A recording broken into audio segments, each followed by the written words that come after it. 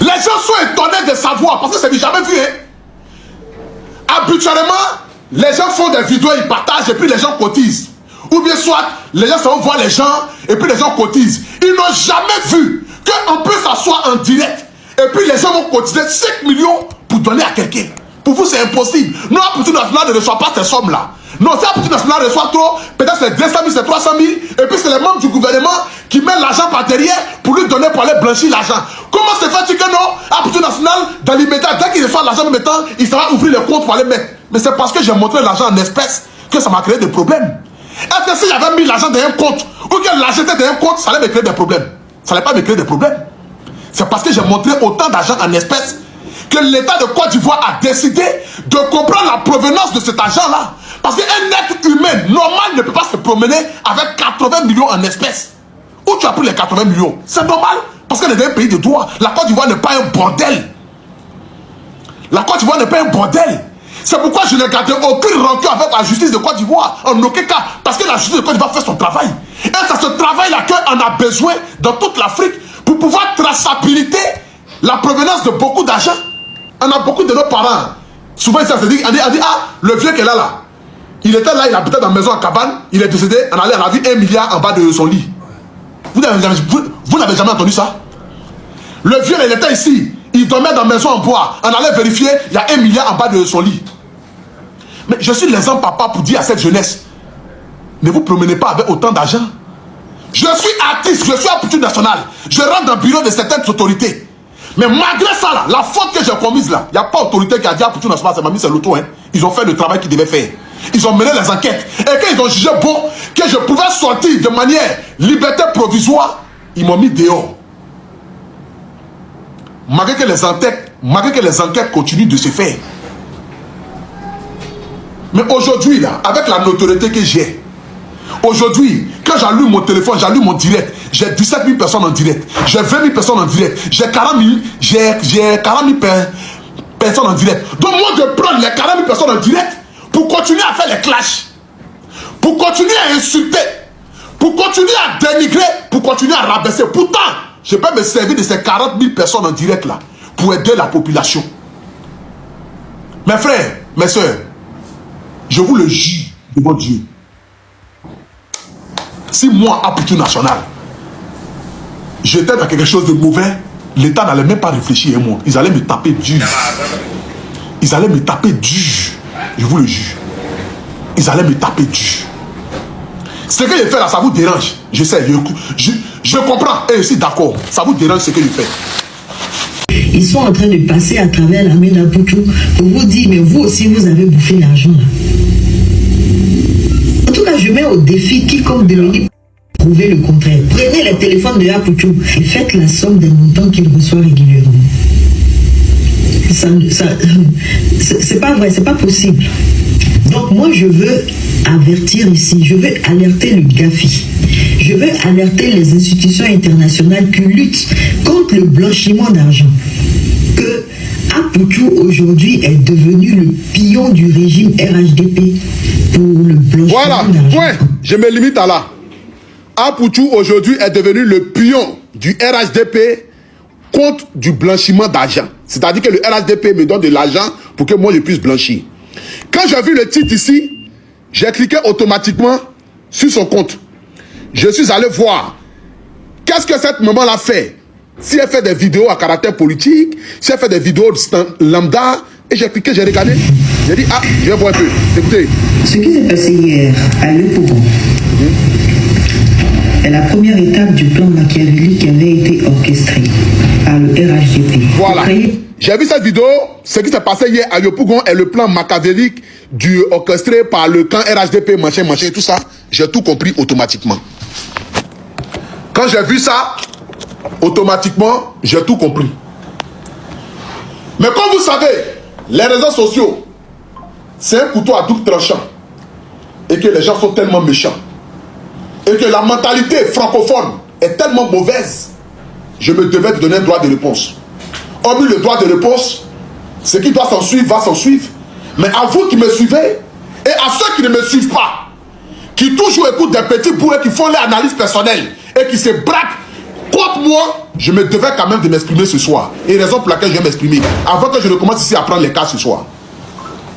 D'abord, madame, jusqu'à présent, je n'ai pas été condamné par la justice de Côte d'Ivoire pour quelconque blanchiment d'argent. Jusqu'à présent.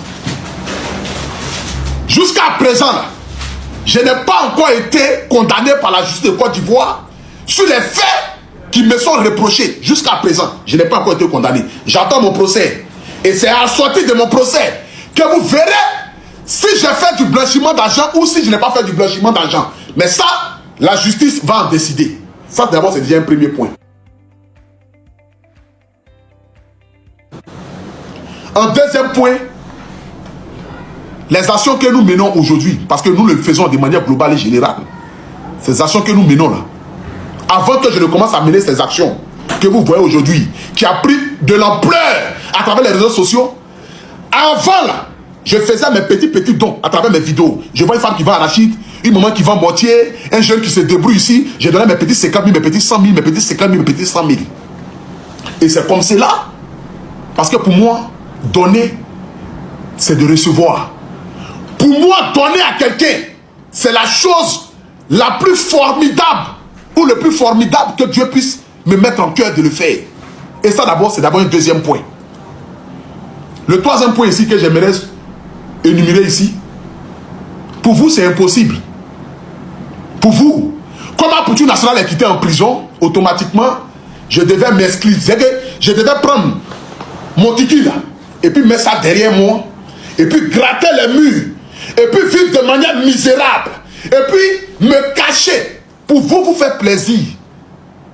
Parce que votre souhait à vous là, c'est qui est quitté, où est quitté ce jeune garçon à Poutou National là, ce gros bête, cet analphabète que personne ne connaissait à travers les réseaux sociaux, et du jour au lendemain, qui a eu l'aura et qui est devenu aujourd'hui l'homme qu'il est. Ça vous dérange? Ça, je comprends ça. Raison pour laquelle vous luttez matin, midi, soir, en fait que je ne puisse pas exister sur la terre ici. Mais si vous voulez faire votre trou politique, continuez de faire votre trou politique. Moi, je ne connais pas la politique. La preuve en est là. Je parle avec papa Stéphane Kipré. Je suis allé chez maman Simone Babo. Je suis allé chez papa Blaise Goudé Charlie. Je suis allé chez le ministre de la Jeunesse. Je vais partout. Parce que ce que je réunis ici, là, ce n'est pas politique. Ce n'est pas politique. Je ne connais rien en politique. La politique, là, ça ne m'intéresse pas. Parce que la politique gâche beaucoup de choses. Si je dois me mettre derrière un homme politique, ça va me bloquer sur plusieurs aspects. Même si un parti politique venait me donner 2 milliards dans manette pour dire Poutou National, voici 2 milliards, on veut que tu sois avec nous là, je ne vais pas accepter. Pourquoi? Parce que ce n'est pas la politique qui a fait de moi ce que je suis. Ce qui a fait de moi ce que je suis, c'est Dieu. La bénédiction de ma mère, qui fléchit chez nous matin, midi, soir. Et que Dieu regarde pour dire non, une mère ne peut pas se saigner de cette manière-là, et puis son enfant va souffrir sur la terre, c'est impossible. Parce que la Bible, dans le commandement de Dieu, là, dans les 12 commandements de Dieu qui a été donné par Moïse, là, le seul commandement qui est accompagné d'une bénédiction, c'est tu honoreras ton père et ta mère. Et tu auras tant. Les autres là, ce sont des commandements clés. Le seul commandement dans la Bible qui est accompagné d'une bénédiction, c'est que tu honoreras ton père et ta mère. Et puis après, c'est quoi qui a suivi, Manogé? Tu honoreras ton père et ta mère. Enfin que tu vives longtemps et que tes jours soient heureux. Tu as entendu? Le seul commandement dans la Bible qui est accompagné d'une bénédiction, tu honoreras ton père et ta mère. Moi, ma maman là, c'est tout pour moi. Je vois ma maman aujourd'hui là, je me mets à genoux. Et puis elle dit, maman, voilà moi. Qui je suis face à une femme qui a saigné, qui a risqué sa vie pour que moi je vienne de ce monde là. Qui je suis? Pourquoi est-ce que ce jeune qui est sorti de prison là, ce jeune gros bête qui a mis ses amis dans le problème, ils sont allés en prison là, et puis c'est lui qui sort, qui est en train d'accomplir quelque chose comme cela. Mais Dieu donne la grâce à qui il a envie de donner. Dieu donne la grâce à qui il a envie de donner. Joseph n'était pas le plus joli parmi les enfants de choses. Qui était le père de Joseph même? C'était qui? Isaac, non? Non, c'est qui même? Qui était le père de Joseph? Ouais. Qui était le père de Joseph là? Pardonnez s'il vous plaît, écrivez-moi ça en commentaire. Jacob. Joseph là, il n'était pas le premier-né de Jacob. Il n'était pas le plus intelligent des enfants de Jacob. Mais c'est par lui que Dieu a décidé de pouvoir sauver Israël. C'est par Joseph que Dieu a décidé de pouvoir sauver Israël. Les frères de Joseph ont vendu Joseph de la même manière que vous m'avez vendu. Quand je partageais la vidéo là, vous avez appelé la PSCC, vous avez appelé la police économique, vous avez appelé toutes les institutions de Côte d'Ivoire pour qu'on puisse m'arrêter. Vous m'avez vendu. Vous avez oublié que Apoutou National vous a apporté de la joie à travers ces vidéos. Même si j'ai commis une erreur. Mais cette erreur-là ne devait pas vous pousser à pouvoir appeler toutes ces autorités-là, toutes ces personnes-là, pour pouvoir me mettre en prison. De la même manière que les frères de Joseph, par jalousie. Parce que les frères de Joseph voyaient que leur papa avait donné la bénédiction à Joseph. Et que Joseph avait quelque chose sur sa vie. Joseph avait une étoile sur sa vie. Parce que Dieu, là, on dit il est omniscient, il est omnipotent. Il voit ce qui doit arriver même dans 1000 ans. Dieu a déjà vu ça. Les frères de Joseph ont pris Joseph. Ils sont allés à lui dans la brousse. D'autres disent, on n'a qu'à le tuer. D'autres disent, non, on n'a qu'à le vendre aux esclaves. Ils ont vu les marchands d'esclaves. Et puis ils ont vendu Joseph. Ils pensaient qu'ils avaient vendu Joseph. Mais c'était l'accomplissement de Dieu. C'était l'accomplissement de Dieu. Ses frères lui-même là ne voulaient pas le vendre. Hein. Mais comme Joseph devait être vendu parce que Joseph devait aller en Égypte pour devenir roi en Égypte et pour faire sortir Israël de la pauvreté et pour faire sortir les Égyptiens de la famine, Dieu est passé par ses frères et il a adouci le cœur de ses frères. Il a adouci le cœur de ses frères. En fait que ses frères puissent commettre l'irréparable selon eux. Mais pourtant ils étaient en train d'accomplir la gloire de Dieu. Donc quand ils ont vendu ses frères là, chez eux là, les marchands d'esclaves, ils vont le tuer forcément. Joseph, il n'a pas force, il n'est pas musclé, il n'est pas le plus beau, forcément. Les esclaves là, on les frappe jusqu'à les tuer à cette époque là. Mais lorsque Joseph est arrivé chez Potiphar, Potiphar qui est le premier maître qui a accueilli Joseph, le premier maître qui a accueilli Joseph s'appelle Potiphar.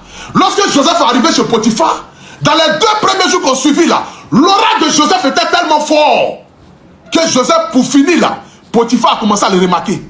Il a commencé à soigner les bœufs, les moutons, les troupes de Potiphar, jusqu'à ce que Joseph devienne lui-même le maître de la maison de Potiphar. Et puis la femme de Potiphar a voulu coucher avec Joseph. Joseph a refusé. Elle allait manigancer quelque chose pour qu'elle puisse mettre Joseph en prison. Dieu pouvait se dire que la bénédiction de Joseph doit se limiter que chez Potiphar. Mais ce que Dieu avait réservé pour Joseph était tellement grand. Ce que Dieu avait réservé pour Jacob, pour la descendance de Jacob, était tellement grand que Joseph ne devait pas terminer chez Potiphar, mais Joseph devait aller jusqu'au royaume du Pharaon.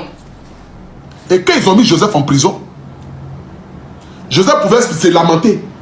Joseph pouvait accuser Dieu de tout. De la même manière que quand on m'a mis en prison là,